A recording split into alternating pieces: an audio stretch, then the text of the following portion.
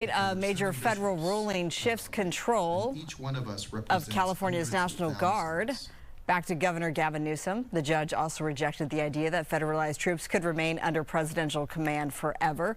About 2,000 Guard members were deployed to Los Angeles in June to protect federal property during protests over immigration enforcement. I'm sure you remember that. Now let's bring into the conversation legal analyst Jessica Levinson.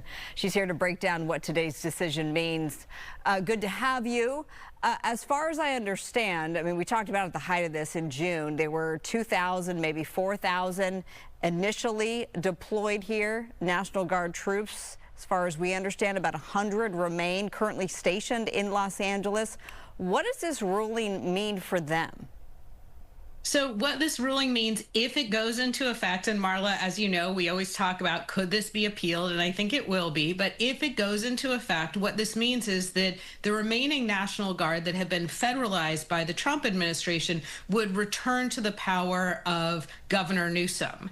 Because we know that the California National Guard, it's strange to say national, but say they're controlled by the governor. But every state's National Guard actually is controlled by the governor, unless there's some extraordinary circumstance, like the president tries to federalize the National Guard.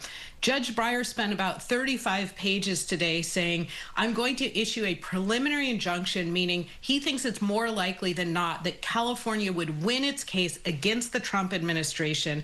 California is, of course, arguing that the Trump administration overstepped its authority, did not have the power to federalize the National Guard.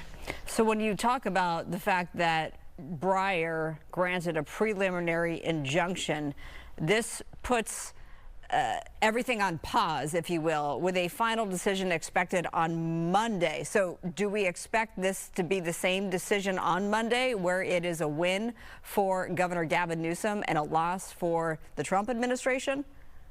So he issued the preliminary injunction. He paused its effect until Monday to give the Trump administration time to appeal. I see. And my expectation is that they will, in fact, appeal, at which point the question is, will the Ninth Circuit say, as I think they likely will, that basically the preliminary injunction doesn't go into effect until they're done hearing the appeal. And Marla, if this sounds like deja vu all over again for people, in a way it is, because we had a very similar argument or discussion when it comes to Judge Breyer issuing a temporary restraining order. When it comes to lawsuits, what comes first? A temporary restraining order, and then more durable relief is a preliminary injunction. Okay, I see. That's why we have you on. You are the legal mind and the expert. And of course, yes, to your point, the Trump administration came out and said we will appeal, saying in a statement that it looks forward to, quote, ultimate victory on the issue. We'll see what ends up happening, of course. Does this ruling, if it does stick, and it is a win for California Governor Gavin Newsom, does this mean forever and ever and ever that the presidential power will not be in the hands of, or the National Guard will not be under the power of the president and will be under that of the governor instead in the state? Great question. And the answer is no. What Judge Breyer was looking at is these two orders where the Trump administration tried to federalize the National Guard. What they said is that the facts on the ground satisfied a federal law, federal statute that gives them the power to do so if one of the circumstances is they're unable to execute federal law through regular forces. What Judge Breyer found is that the facts on the ground just weren't bad enough to give rise to that prerequisite, meaning that the Trump administration could, in fact, execute federal law through the regular forces.